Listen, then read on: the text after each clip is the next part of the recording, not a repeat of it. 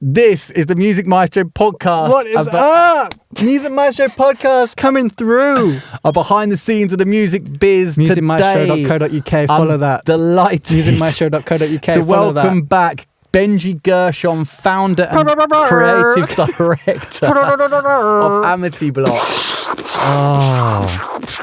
So I've got down here, amitybloc is a cutting-edge creative agency specialising in content and campaign direction. Would you agree? What would you agree? What was that? AI generated? That chat GPT helped me with that short little intro. Watched him do it.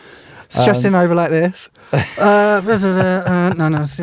That's a good start. AI engineering. That's a good start to a podcast. It's not been like that before. Normally I'm just reading something. And then, you've added a little bit of personality, so well done. You were the very first guest on the Music Maestro podcast. Wow. How many has it been since that? Oh, since day one? Well, day one. I don't know. Nikesh? 16? 19! Wow. Fucking hell. When did we do that one then with you? It might have been March, April, May 2023. Yeah. So this is 2025. Yeah. So that was many years ago. We are going to do things a little bit differently in this podcast, because before we usually do all the how did you get into the music industry, blah blah. I've done that already. You've done it already. So I don't think it's a very interesting story. I did an interview. Do you know what? I do wonder with every. You were in the room looking skeptical, and I thought, "There's no way I've got this job," because that man looked like he's not interested. But we're not talking about it, so we don't need to. On the last podcast we did, we spoke about the future of the music video, TikTok's impact on creative content. We talked about you filming music videos for major label artists, starting a creative agency, forging a career in the music industry, long form versus short form content, which we're going to touch on again, and AI being a threat or opportunity. Let's talk about amitybloc though. There's been some big changes at amitybloc. Some changes. In the last however many months. I can finally stop saying we, and it's secretly just me. Yeah. And now it is we. So why? Well, because I've expanded the team by 200%. Yeah, okay, massive. Is that actually correct math, or is it 100%? I think it might be 100%. Still. Yeah. Increased the team by 100%. Our output has increased. Yeah. Tenfold. Okay. All right. And who got a new hire, Coco Anthony. She used to work at sort of Lad Bible. Yeah. Kyra TV. You aware of Kyra TV? I don't know if I am. Big in the content space. Okay, yeah. And very in tune with the music industry as well, she is. Right, okay. So she's the best of both worlds. She understands content and the music side. And that's what I always struggled with, trying to find someone. And good. How's that all working for you? It's working really well. Yeah. Working really well. I think whenever we come up with an idea, there's some thought, there's actual production thought behind it now, rather than be like, I hope I can find a producer that can help me create this. But now we've got one. I guess so. When you're working solo, you have ideas and you just assume that they're good. Yeah. Because it's like, well, this is my idea and that's a good idea. Yeah. You've got to have that false sense of optimism. So now you've got a sounding board, right? Yeah. And even when you'd have to pitch it not only to the client, and this is after you pitched it to yourself privately, the idea. You've got to pitch to the client, and then you've got to farm the idea out and pitch it to loads of other production companies to see who's interested. It was, I'm glad that's over, but good. Okay, well, that's a great development for the company. Yeah, I'd say. You've also worked on a very significant campaign that we will touch on shortly. Okay, so there's two standout things that happened for me looking from the outside in with amitybloc, in addition to Coco being brought on board. Dua Lipa, Radical Optimism has got to be one of the standout campaigns for you. Yeah, it opened my eyes. Okay. In more ways than one. Sometimes, and this is just in the grand scale of productions, both live, video, stuff like that. So my eyeballs could not believe sometimes what I was witnessing. It was incredible. Greatness. Yes. Okay. Professional greatness in all directions. Okay. Because obviously prior to this is sort of, I would say, amongst everything that you've done, this sort of stands out as the kind of not how do I explain this? It's a standout campaign versus everything else that you've done, and I'm sure you've loved everything else that you've done, but this one was really like, okay, wow. But I guess really puts amitybloc very much on the map, right? Yeah, in some ways, but in other ways, the whole like my whole thing is trying to be quite invisible, especially in if we're now let's get into let's get into the meat of things. Okay, yeah. A lot of the time, I'm trying to facilitate. There's a good word, right? The ease in which content can be made from an artist's perspective, but make it look like all these ideas, all these creations, all the editing is basically done by themselves. So it's not really like music video direction where you can put your like stamp on it and it says like directed by Vincent Haycock, for example, and the link will be quite significant. There's an element of trying to find what I call the inner circle. Right, explain. Well, I can't go into too much detail because we sell this as part of a course we offer labels, which is available as a workshopping brainstorm session. But if I were to summarize, there's something called the inner circle and the outer circle and the community circle in content. Yeah. And the outer circle is anything that, you know, you'd put on the For You page and not really give much thought into it. And it's a lot of stuff that labels reach out to for ideas first. Things like, well, what do you, let me ask you this. What do you think when you think, like, if you were to come up with some content ideas for an artist, what would be immediate ideas that might come? Well, don't put, no, I'm the interviewer. I interview you. Hey. What's that Channel 4 thing? I don't know. With, anyway, whatever. No, carry on. I'm shutting this down. What is that? That's with, come on, chat. What is it? No, I don't know. Anyway, so you're shutting this conversation down? No, I'm saying continue with it, but like... All right, so basically, like... tell me. Well, for example, outer circle stuff might be... outer circle stuff might be lip syncing, dancing. Okay, I'd have thought that would have been inner circle. No, inner circle is anything you'd send to your friends. I see. And only they will get it. But if it's so that stuff... In jokes. In jokes. Stuff that makes you feel like you're having a joke with someone. Mm-hmm. Anything that is that stuff that is really good for content. Outer circle. Inner circle. Outer circle is disposable. Inner circle. Let's do. Okay, I want a specific example of inner circle. Something that's happened on TikTok this year. Well, I mean, I guess if it's inner circle, it's very private. It's a kind of. Is it though, or is it just something quite goofy? For example, I'm trying to think of a good example. A good example would be like, if I were to say to you on a video, if I were to send you a video on WhatsApp saying, I love to eat Marmite and chocolate spread together. It goes really well with oranges. Mm-hmm. And you were like, that sounds disgusting. Yeah. But then you give it a go and it somehow tastes incredible. Yeah. Taking that piece of content and sharing it is what? The inner circle content? Is more the inner circle stuff. Yeah. Do you call it inner circle content? Is that what we're talking about now here? Yeah, content? I guess so. Content. Okay. Yeah. And so then outer circle? Outer circle's like lip syncing, dancing. Okay, so I'm watching it, but I'm not okay. I'm not your friend. Like, clearly, you're not going to send that to your friend. I mean, you might, but you're going to be quite self-centered if you are. And then, what's the other circle? The community. Community. Go on then. Anything that involves the community. Such as? Giving them a vinyl to unbox. Be the first one to unbox a vinyl, for example. Okay. And then the magic is combining the circles. Right. And that's where the real good shit is. And is that what amitybloc is doing? Yeah, invisibly. So even like what we're trying to do is trying to create the inner circle with an artist, and a lot of the time that means a lot of time with them. Yeah, you know what I mean. I mean, spending a lot of time. But as I said, guys, if you want the full course, you got to ask for the workshop. Okay, we'll get you involved. We'll get pens and pencils, highlighters, crayons, Play-Doh. It's gonna be a blast. What is how are you coining these 3 circles? What is it called?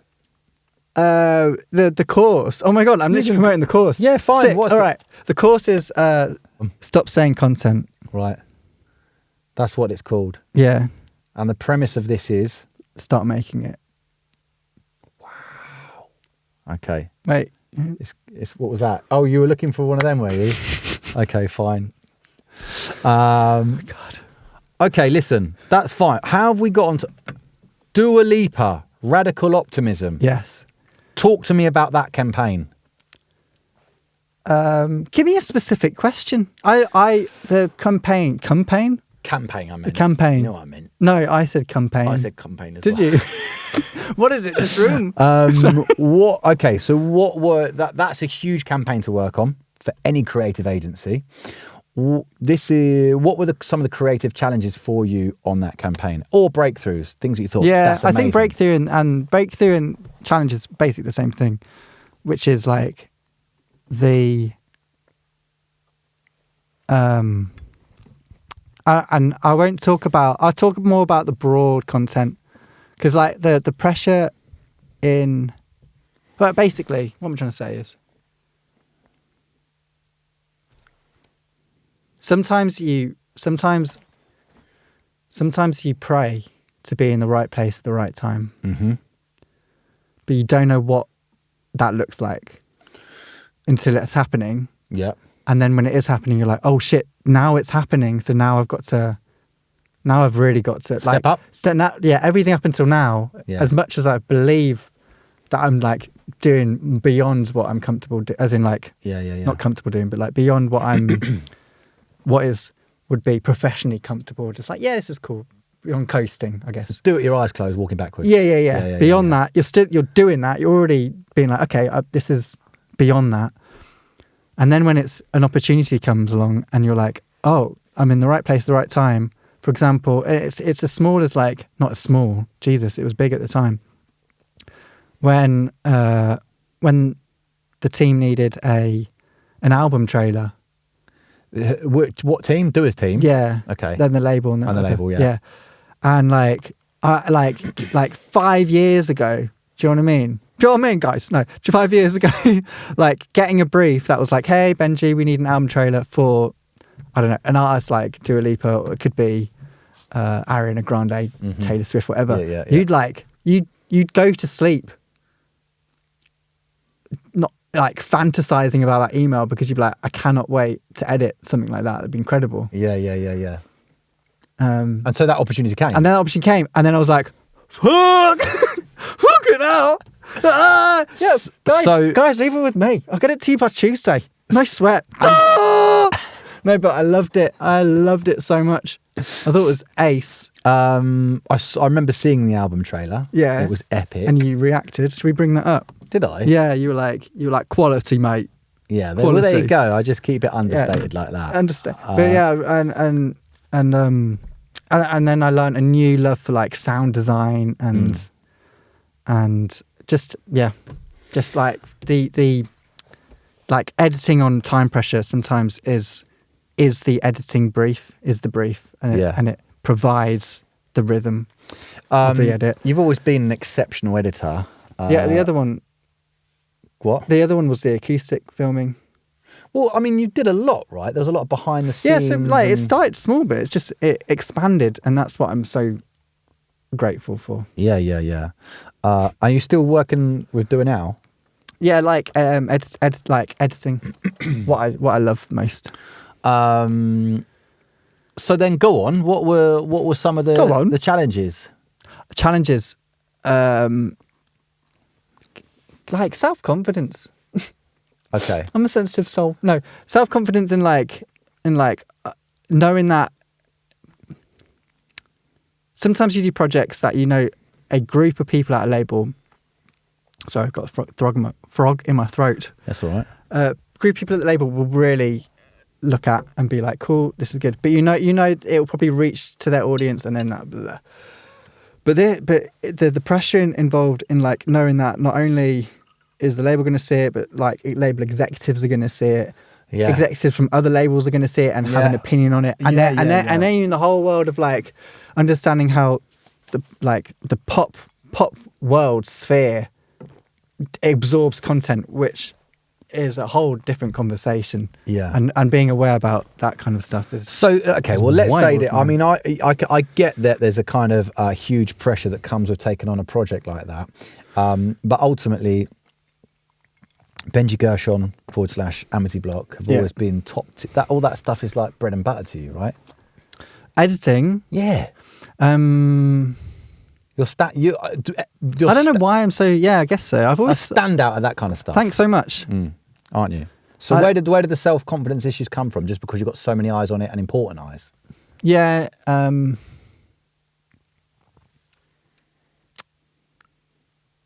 Self-confidence came from important stuff, important people. I mean, like, I like, especially like in conjunction with an anticipated album as well. And this would be like the first, like, knowing that your fingers have influence on what the general public will see. Of something, and I feel like that's also obviously a pressure that everyone in the team feels, but from my perspective, and then everyone in the team, in the label, whatever, will have their own. Oh my God, my fingertips have an influence here. But from my perspective, that was like a really important project file. You know what I mean? I was like, oh no, back up this one. Well, I mean, there's keep a backup. There's you being chosen, and then there's the expectation that comes with you being chosen, and then delivering on that expectation, right? Yeah, especially I came into the project more about the short form stuff, which is like 9x16 at its fundamental place, at its fundamental start, right? But then obviously the trailers and the acoustic videos and stuff, that's into a different kind of place, and that's that was rad. Okay, you're mental.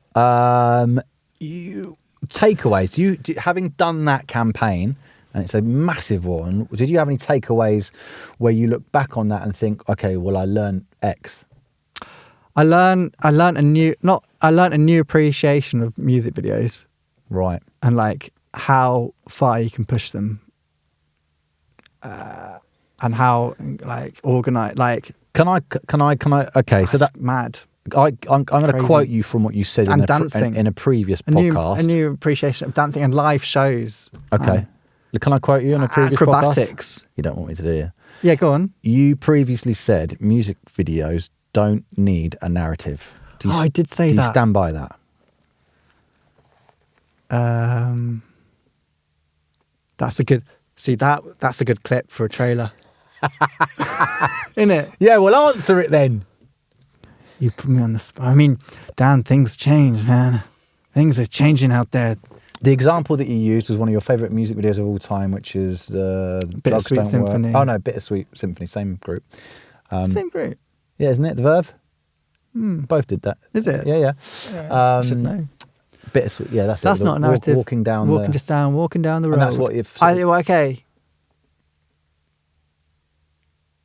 I want to stick by my point, but also, like, what's the point in sticking by your point if you don't believe it? Well, opinions can change. That's fine if you want to change it. Sorry, there's a couple of other things that we're going to go back to and what you said in the previous podcast. What listeners don't know is that you take guests to the pub first. Yeah, I do. Yeah. All of them? Not all of them.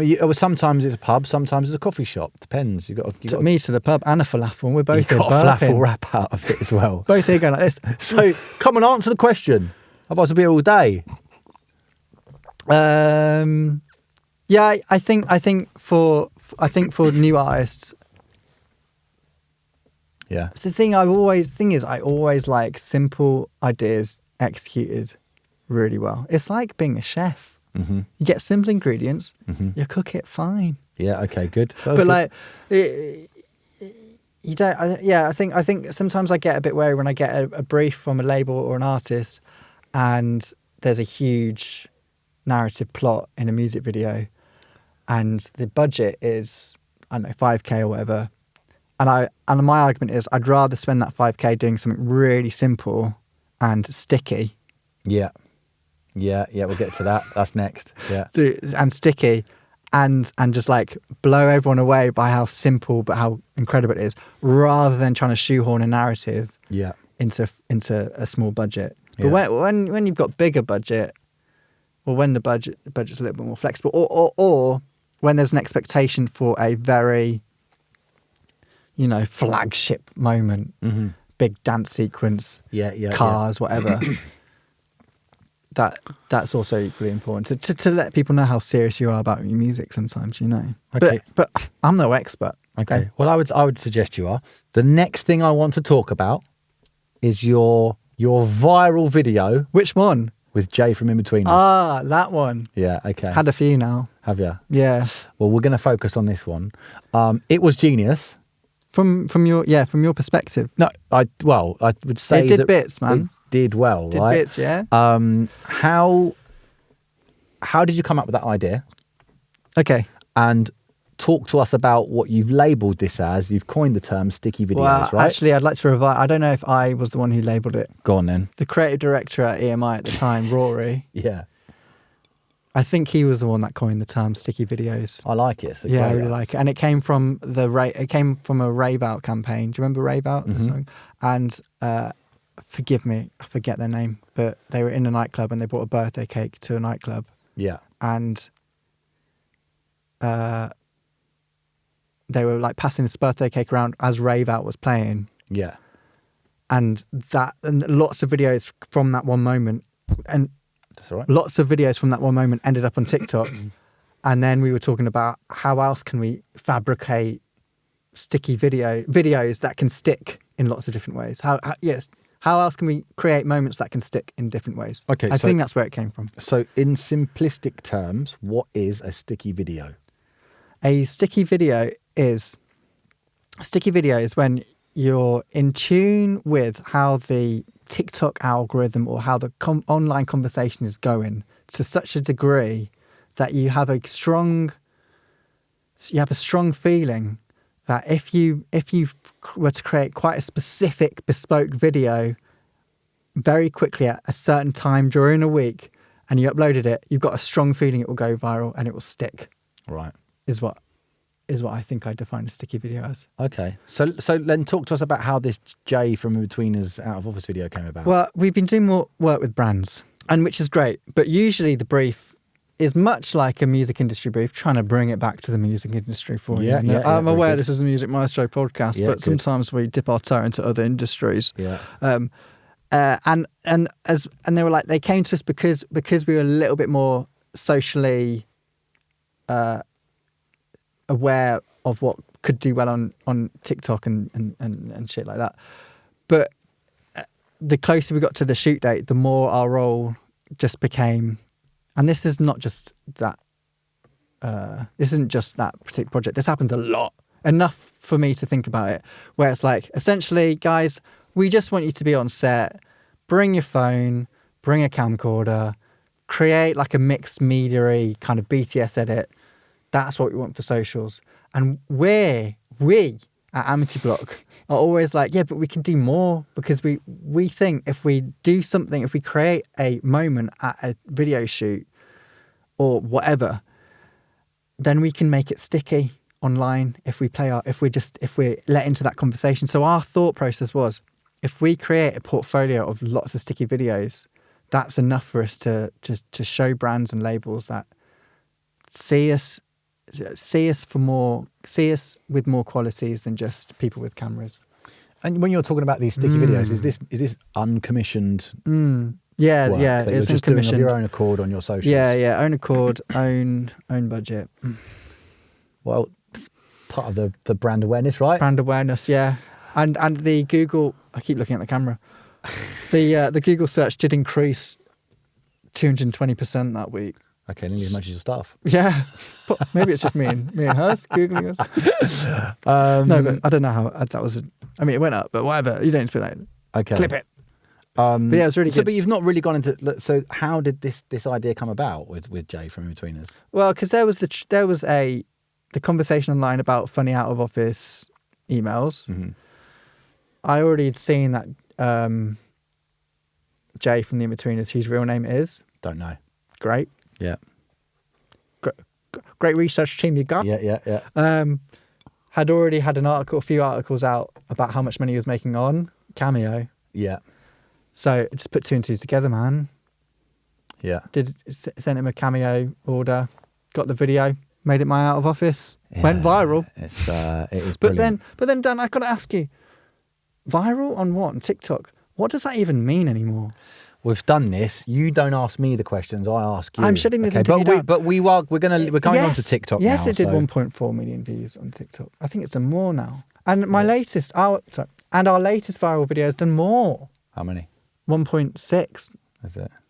million views. But that would have meant a lot on YouTube in like 2015. But nowadays, okay, I find myself asking that question all the time. You know, where do we go? Because I do want to touch on TikTok in terms of how they are evolving in terms of content. Right? Stop saying it. But do you think there's any trends that have come from 2024 that are going to influence what happens in 2025? Now, I'm no expert. No, disclaimer. Yeah, you actually are now, though, so you can say as much Not as you really. are. But, well, Are there any experts? Yes. They're experienced people, but I think an expert means like, no matter what happens in the industry, you know what to do. No, I think in any storm, still get it wrong. Experts still get it wrong, I think. Yeah. Go on. I have a feeling that labels have realised that the TikTok of 2025 might not be the TikTok of 2020. Okay, explain that. 2020, I do think you could. I mean, there's evidence that artists broke during that period, right? Mm-hmm. Again, I'm no expert. Mm-hmm. Okay, but TikTok in 2025, I think, is a great discovery tool. But I don't think the reach equates to fans. Okay. Right? Well, I mean, is that what you've heard as well? Let's make it a discussion. I guess so. I would suggest that we were actually talking about Spotify and playlists in a similar way, in as much as I think it was Alicia that was talking about turning listeners into fans. It could be the same as turning viewers into fans as well. Spotify is such a different. But I would argue it's the same sort of the homogenization of content because of algorithms. Yeah. Right. I think there's fatigue. Is this again? I'm no expert. It's just what I'm experiencing at the moment. I think there's fatigue, and I think labels will be trying to get artists discovered on TikTok, but then trying to get those views onto a different platform, be that main lists, WhatsApp, YouTube, whatever, as efficiently as possible. Because I think in 2020 people were quite happy leaving those fans on TikTok, knowing that they're trying to build a fan base on TikTok. But I think now it's like how can we get these people who, quite frankly, don't actively care who's making the music, from my experience anyway. Again, I'm no expert. Mm-hmm. And trying to get them to a different platform where they do have an investment into the project. I don't know if I've got the answer though, man. I don't know. Okay, well, let's go to... There's some artists that I think... Sorry. What? There's some artists that I think are doing really good at it, though. Name them. I think Flow Yeah. have done some really cool shit in 2024. Yeah. I think they have had so many... What's it called? Like the gateway of investment, the gateway into being a fan. Mm-hmm. There were so many. Yeah. Everywhere. The BTS, the YouTube stuff, the music videos. Yeah. Important. All of a sudden. Yeah. And were really cool. Yeah. And they sounded international as well. And you had, I read comments, and the comments were saying, I can't believe these girls are British. I thought they were American. Yeah. And I think that's also another factor of like, well, I think labels are I think they're going to try and Americanize a lot of their projects for the good of the project. But again, I'm no expert. This is what I'm just reading from briefs and what I'm reading online. I want to move on. I want to touch on short form versus long form, something we spoke about before. You made a prediction last time that long form was going to have more prominence, I believe.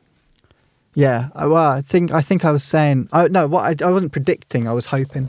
Were you? I was hoping that. I swear you predicted it. I was hoping. Okay. I was hoping.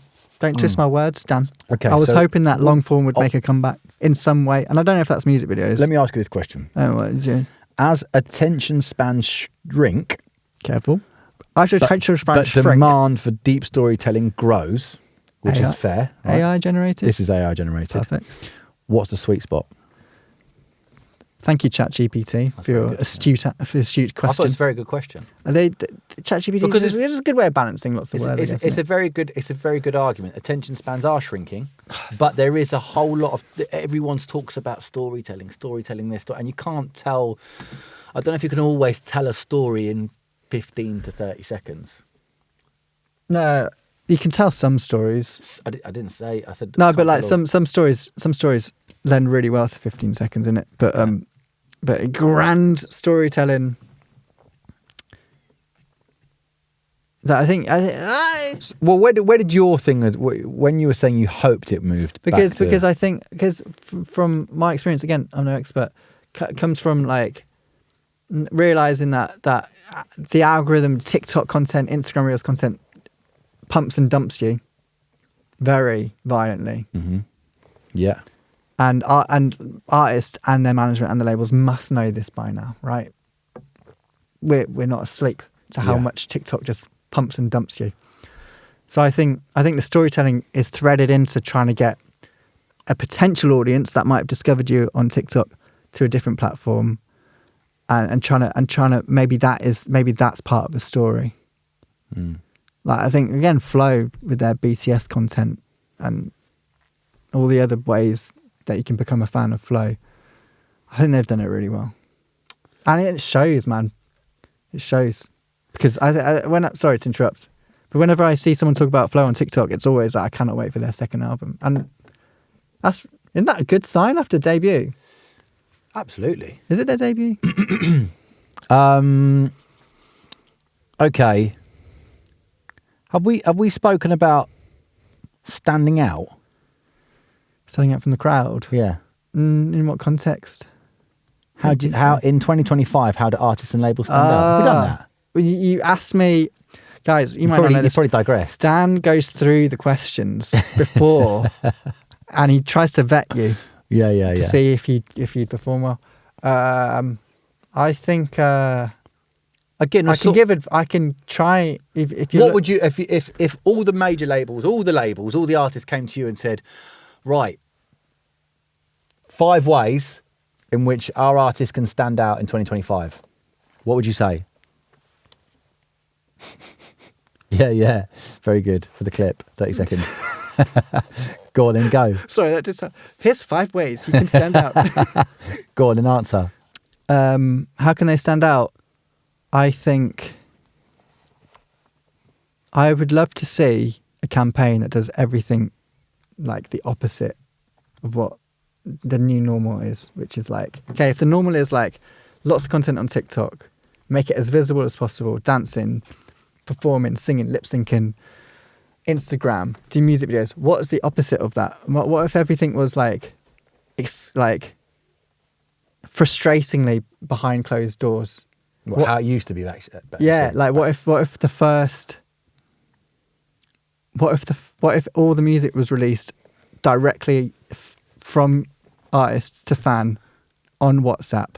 Oh, D2C. Sending, it's literally been like, hey, here's my new single, sending the MP3 on WhatsApp. Mm. What if their first album was the first time it was publicly available? So you're going that would be cool. to like the old school way. I think because there's this new thing of like For You page artists. Do you know about that? Go on. where it's like, because everything is so accessible now.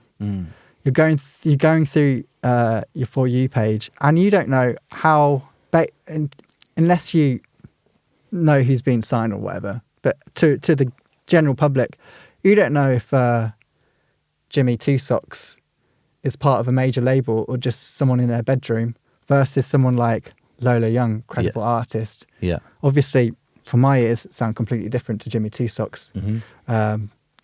But for the general public, they're just going, and they're like, oh, it's all the same. It's all the same. So there's no like, oh yeah, this is what I should be listening to. This is what's cool.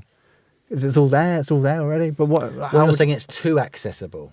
Is that what you're saying? Maybe. There's too much access. Maybe it's too much access. If you restrict that access, you make it cooler and therefore maybe more not desirable. even cooler, but like more of a talking point, or more of like the power of FOMO, innit? Like, oh, you need to get on this. Being sent a link from your friend, being like, oh, listen to this. I mean, when was the last time that happened? God, yeah, no, I know, long time. You know what I mean? Yeah. I'd love to see a campaign that did absolutely opposite of everything that is normal. How would you execute that? Tumblr. Yeah. WhatsApp. Private Instagram. Request only. Yeah. That's okay. how. Very good. I think that'd be sick. And obviously really good music. Like incredibly good music, to the point where you can't not do all these things to listen to it. That'd be sick. Come on. You got to give me a job, man. Definitely. No, I definitely Come on. agree. I definitely agree. Will. I'm trying to sell these cars here. What's that character on The Simpsons? I don't know. Oh, God.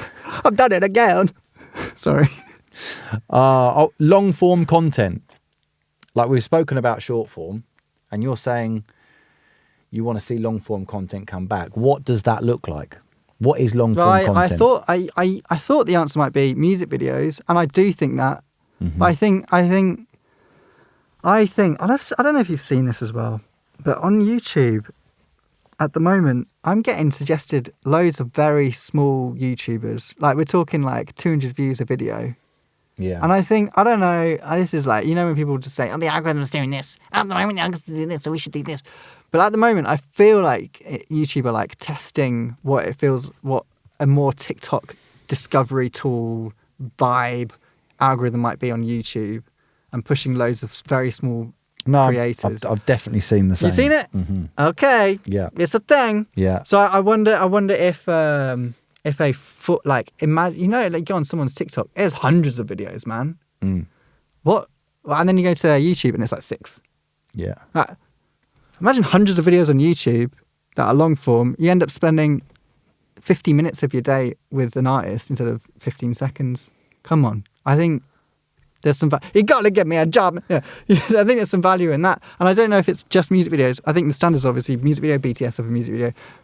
And then there's that whole like, oh, we don't want to make ours into like YouTubers. We don't want to make them into vloggers. But isn't that what we're doing on TikTok anyway?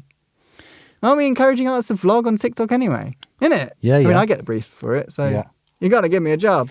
So, I think transitioning from short form to long form, it might just be the inevitable answer. What about both? Well, yeah, Why like can't TikTok. it be both? Well, TikTok's a really good discovery place, right? So it's always got to be TikTok.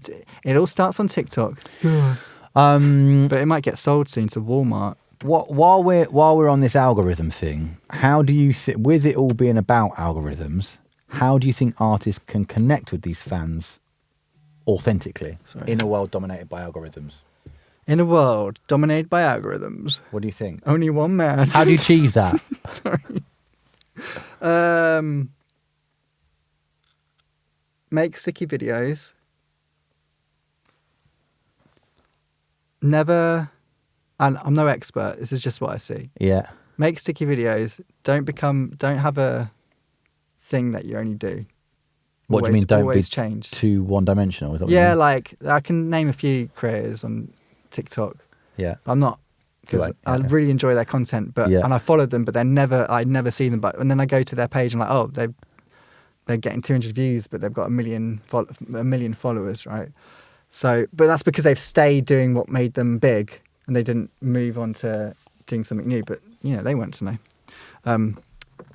Just anticipate that you're going to get pumped and dumped.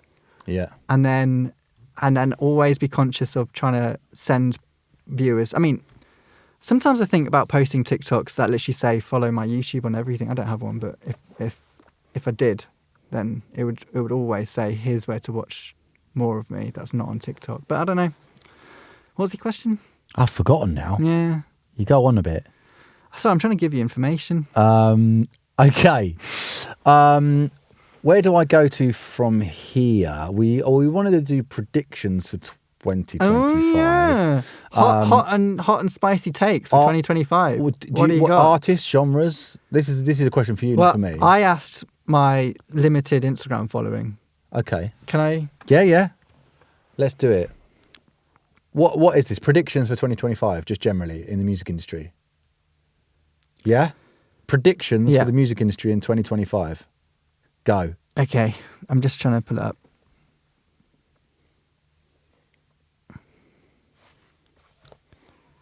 So I asked my followers, 457 of them. Yeah. What some hot takes for the new year? Mild to hot takes in the new year. Hot takes for 2025. 2025. Beyonce is going to release a tell-all breakup album. Wow. The Taylor Swift bubble will burst. I don't think that's going to happen. Okay. Naughty's Indie Sleaze is coming back. Yeah. I believe in that. And then someone said the downfall of mankind. Someone, a director, obviously they're biased, but they said people will watch music videos again. Okay, that's a positive one. That's a positive one. They're very negative, aren't they? A lot of them we're fucked. Yeah. Music videos. Okay, so anything in addition to music videos being watched again? I had some of my own. Oh yeah, well let's hear yours. I've got some artists that I think will do really well. Go. Which artists do you think are going to be big in 2025? Chloe Slater. Okay. Have you heard? No. Get to know. Right. I think she's going to follow in Sam Fender's footsteps. Wow. Yeah. Okay. Yeah. Any more info Florence Road. Yeah. Flower of Love. Bit biased there, but I've heard her next song and I really like it. Okay. Yeah. Good. And there are a few other artists, but name them. I can't because I'm working with them and I don't want to jinx it. Okay. All right. Have you got any? But I really think their music's sick. Have you got any other predictions for 2025? Creatively, do you see? I think we're going to get a lot more YouTube briefs. Well, what would that look? What would be a typical YouTube brief? I don't know. I think it would be like, hey, we need a YouTube series for this artist. What can you do? Mm-hmm. Oh my god, if that happens, which is fine, but we haven't spoken about AI. No, you're a big fan apparently. Yeah, I am. Literally, I am reading it from ChatGPT as we speak. So you were saying before we started that you don't really use AI creatively aside from ChatGPT to help craft emails. Yeah, I really struggle with emails. Okay, well that's fine. I'm trying to get my point across in email. When I think there's, and we said these two before, but like things, it might not apply to you as much. But like Runway and Midjourney. Yeah, I tried using Midjourney for a storyboard. Right. Never again. Why? I mean, as it stands right now in January in 2025. Yeah. There's no like consistent character. I can't remember what it's called, character consistency or something. Right. So like you could storyboard. How would you describe yourself? Just man like with a really decent, decent person with a cap and headphones at a laptop. Yeah. Next slide. They're drinking water. It's gonna be a different looking man, and then everyone's gonna be like, "Oh, do we cast two people?" Do you know what I mean? Yeah. So I don't use it. Do you see that changing in 2025? I think not really, because I think a lot of labels are very skeptical about it, rightfully so. In terms of the music being generated, or like IP and no one knows where these references are coming from. And Right. Yeah. So I think, and I'm happy about that because it's a good tool for stuff, but I also feel like, what's it called? It's quite kitsch looking. Right. Yeah. A lot of the times. Yeah. Is kitsch the right word? Like cat with a cat, really fluffy cat with a blowing bubbles or something. It's quite kitsch, right? Yeah. Okay, I guess. Okay then. You're a creative, a bloody good one. I'm no expert. They've said that a few times now. Definitely edited that out. I think the clips anyway. Or you could. I'm going to make you out to be an expert in all of these clips. You could do a compilation of the amount of times I said. Yeah. I'm no expert. Yeah, totally. Okay, so creatives trying to break into the industry. Yeah. How do they do it? I can talk about the way I did it, but that might apply to everyone. Also, well, yeah, it might not apply because it might not be relevant now. So, like, if you were like a 16, 18-year-old version of you trying to break into this music industry as a creative, how would you go about it today? I'm thinking. I've got a few answers in my head. I'm just trying to figure out how to say it. Okay.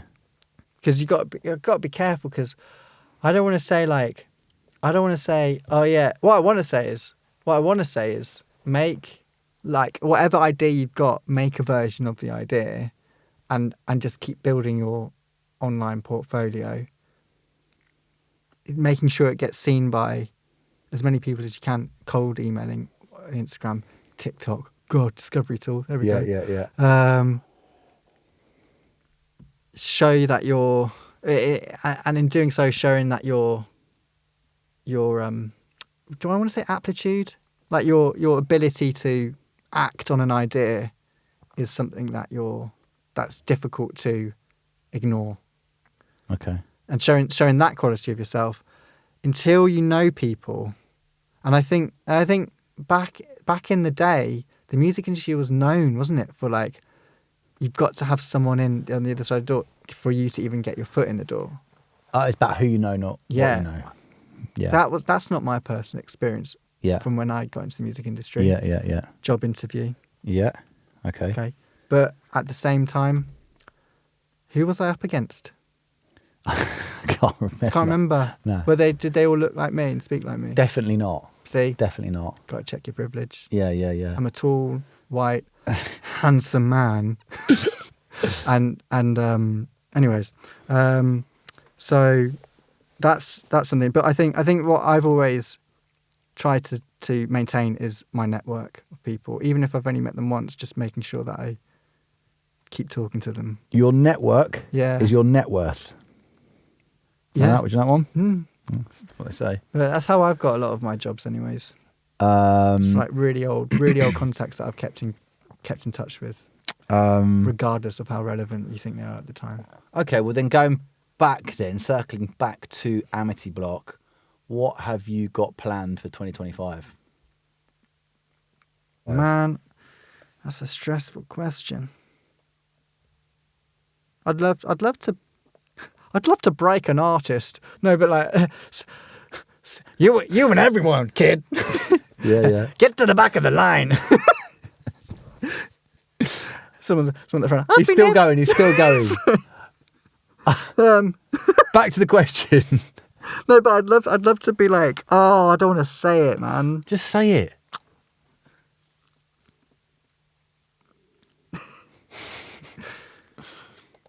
That was the... Yeah. Do I need to ask the question again if you've gotten the question? What do you want to achieve in 2025 with amitybloc? I don't want to say it, but I would love to. It's going to sound so cringe. Yeah, just say it. This is great for trade, isn't it? Go on. Don't make me say it. Don't make me say it. Go on. What is it? No, you're going to make me say it. Go on. I don't want to say it. Well, what, you're going to write it down? You want me to say it? Yeah, you say it. No, I want to, I think everyone, actually, I'm just going to broaden it the fuck out. I think everyone would like to say they were had even 5% influence on a campaign like Brat. There we go. There I said it. Right. Okay. No, okay. But like even the simplicity of it. What do you want to be the brains behind an award-winning campaign? No, not even that, man. That would be handy. Yeah. But I think the confidence in which some decisions were made. Ow, fuck! In which some decisions were made in that campaign, you don't see that confidence nowadays. No. Like the album artwork not having. Yeah. Saying, sorry, it just. Yeah. It just being, like, yeah, that's confidence. Yeah. That you don't see often. Well, this goes back to what you were saying about trying to do the opposite of what a standard campaign is, right? That's sort of what... You heard it here first. Yeah. Don't know what the accents are. Yeah, nor do I. Okay. Well, we're nearly done then. Is there anything else you want to touch on? We've done your predictions, sort of. I don't really know what they were, but we've got some artists in there, I think. Yeah, for sure. Anything else you want to discuss? Covered a lot of things. Yeah, it's been pretty thorough. I think. Final thoughts. My final thoughts for 2025 in the music industry. My final thoughts for the music industry, guys. Can I lose the script? Yeah, go on.